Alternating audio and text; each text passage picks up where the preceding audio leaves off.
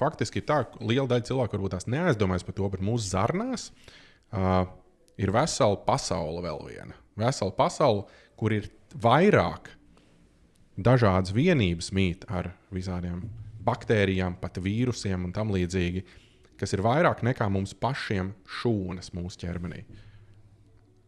Es tagad tiem tārpiem visiem un tiem nedabūjis kaut kādas reklāmas. Kur es atceros, savā laikā bija tā oregano eļļa.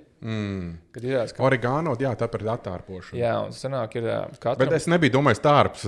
Tārps nevajadzētu būt. Veselā ķermenī ir ļoti liels baktēriju, pat to baktērijas sugas ir pat entās vienkārši. Un kādus ēdienus tu uztver, tā tev mainās šis mikrobioms. Un labāks tev mikrobioms, jo viņš tev palīdz gan detoksificēt tev ķermeni, par mikroplastu mēs parunāsim vēlāk, ja būs laiks.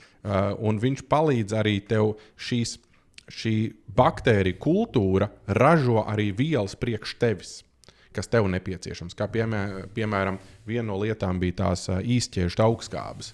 Īsķiežu augstskābes, kas ir vitāli svarīgas šūnu darbībai. Un ja tev nav konkrētais mikrobioms, kas to spēj saražot, tad nekādīgi āršķirīgi nevar savārāt. Serotonīns arī nesākās no vēdera.